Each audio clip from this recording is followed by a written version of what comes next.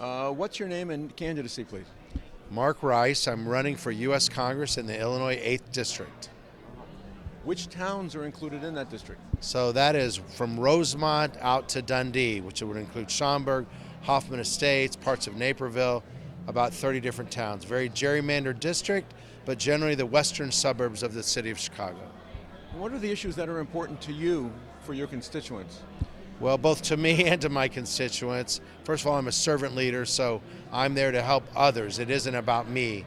I have some of my own issues, but the big issue is the wide open southern border and how it's destroying our city and the suburbs in so many different ways, including killing so many of our precious young people with the wide open use of fentanyl. Okay. Southern border, what else? Well, also, of course, we've got terrible crime in Cook County, Kane County, DuPage County, which are the three counties that my district is in. And of course, just the economy, what's going on, whether it's interest rates, or does anybody believe that inflation is 3%? Go to the grocery and things are double or 50% higher, and people simply can't afford to live. And all of those things put together spells for basically a disaster. So that's what I'm running against. What's the name of your opponent? Well, his name is Raja Krishnamoorthi. I just call him Radical Raja. He's one of these evil leftists that has driven us into the ditch. And I tell people, would you give the keys to the car to the fellow that put you in the ditch in the first place? And the answer is no. So here I am running, trying to take back our country. What's at stake for the Republican-dominated House of Representatives? Well, everything's at stake. I mean, how much bigger does it get? We have almost an evenly divided Congress at this point. With Santos leaving or being forced to leave and others, it's gotten even worse so that it's almost 50-50. So we need to try to flip as many districts as possible. And in Illinois, there's really 4 districts that can realistically be flipped. My 8th district is one of those. I'm actually working with the other 3 as well. Strong America First candidates. And we're in districts which have historically been both Republican and Democrat. And so at least in my case, the polls all show that we've got a really good chance of adding one for the Congress for the good guys. How much influence do Muslim extremists like a Nation of Islam's Louis Farrakhan's church in Chicago have in Illinois politics? Well, I can tell you personally, they would like to kill me. I've had some death threats because I support Israel, and I'm Jewish. I'm very proud of that. And I would say overall in the city, what's very interesting is they scream the loudest. So they scream and they yell and they threaten, and we've had a few terrorist attacks or terrorist-related attacks against synagogues and things like that. So there's that, and it gets news and it's loud. But I will tell you, by far the majority of the people are people who stand against that. Maybe they're not yelling and screaming about it, but they're good people who typically believe in God, or they at least believe in freedom, and they're against this nonsense of terrorism. So it's heartwarming to see that for somebody like me. How much influence is there of this Islamic anti-Semitism within the Democratic Party writ large? So that's very interesting. There's quite a bit of it. I mean, you'll notice if there's a vote, for example, in Congress, which I will be in January, after I do flip the seat and after I do win, anytime there's a vote that's based on, say, like there was a referendum on anti-Semitism just last week, and the vote was unanimous. Republicans voted to condemn anti-Semitism.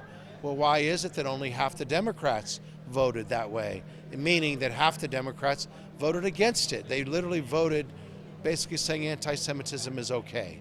And that's what we've got, is we've got a really conflicted Democrat Party fighting with each other. Fine for me, because I'm not in that party. And luckily I see that some of them are seeing the light. The voters that vote that way, especially say a Jewish voter, they're voting against their own existence. I mean, you'd have to be a little crazy at this point to vote for a party that's against your existing. So I'm seeing that changing, which is nice. But if Jesus is said to return to the Mount of Olives in Israel, would down to the Valley of Elah and enter the city of Jerusalem. Yeah. So wouldn't keeping a free Israel, or keeping Israel free, yes, be in the interest of any Christian American. Not the interest. It's central. It's integral to Christians, and frankly for Jews, for the Jews to be in control of Israel, for Israel to be a democracy, the strongest ally of the United States. If the jihadists had their way, they would destroy all the Christian, churches and all the Jewish synagogues, and they'd have some kind of a Sharia law. So it's completely against these interests. How pluralistic a society is modern Israel? So this is what people don't know. They hear these lies from the media about how Israel is some kind of a apartheid. I hate to even say the words. Yeah. All these things. The reality is there's over 1 million Arab or even quote unquote Palestinian citizens of Israel that are supporting Israel, that serve in the Supreme Court. Imagine a Jew in the Supreme Court of an Arab country. That's something that frankly could never happen. Jews can't even own a house in Jordan. We basically in almost most of the Arab countries, we say, where are your Jews? Because they were there. Most of the Jews that are in Israel come from the Middle East. They're called Sephardic or Mizrahi Jews, and these are the dominant Jews. And what happened? They were expelled from their homes. Of course, they're not terrorists going back to where they came from, demanding their homes back. They've moved on. Well, most of the Arabs, including the Arabs who live in Israel and are strong, solid Israeli citizens, you might not be aware, but do you know that almost half the doctors in the state of Israel are Muslim? I mean, Israel is a democracy where Muslims, frankly, live a much freer and better life than they do in any of the surrounding countries. They are different. How about Christian life? Are Christians equal citizens able to vote? Well, let's face it, Christians are under attack just like Jews all over the world, whether they're Catholics, even the Democrat Party, or let's say this current administration is attacking Catholics. You're a domestic terrorist if you perhaps are pro-life or you believe in your schools maybe changing some of the curriculum for your children. You're under attack, as are Jews. We're all under attack, and that is coming from one side of the aisle, not the other. Any thoughts about the Marxist communist element of these anti-Israel demonstrations? Well, I would say, that's where it comes from, is from the left, the Marxists, the socialists. Unfortunately, they're poisoning our children, including my own. I have 4. One of them went to a liberal arts school, and she probably, I'd have to ask her, but she probably believes that socialism is a better form of government than capitalism. We're from the finest country that's ever existed probably in the world, in the history of the world, and we are at risk of losing it, and that's frankly one of the main reasons I'm running, is we've got to bring that back. What's your concern about the anti-Semitic element that's been introduced from these Muslim and black areas that's been welcomed into the Democratic Party? Well, I call it fake news. The question is, are they truly evil people that are part of a death cult that want to kill people that don't believe the things that they do? For instance, they believe in Sharia law. Who's the they that you're referring to?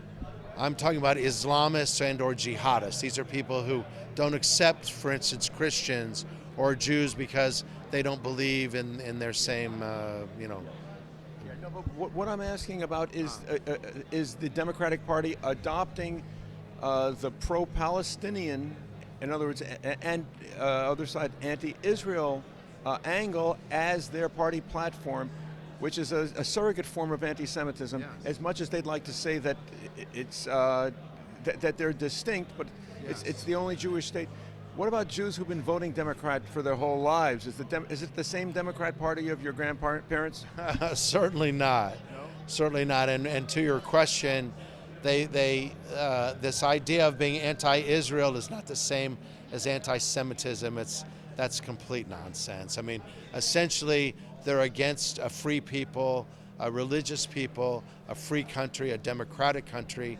They're against that. And why are they? Well, there's anti-Semitism as part of that. And that's something we just can't stand for. And it gets hidden and masked into politics and geopolitics about Israel. But, good people, most people, frankly, they recognize terror. Terrorists are terrorists. These are people that want to kill people who don't believe their way.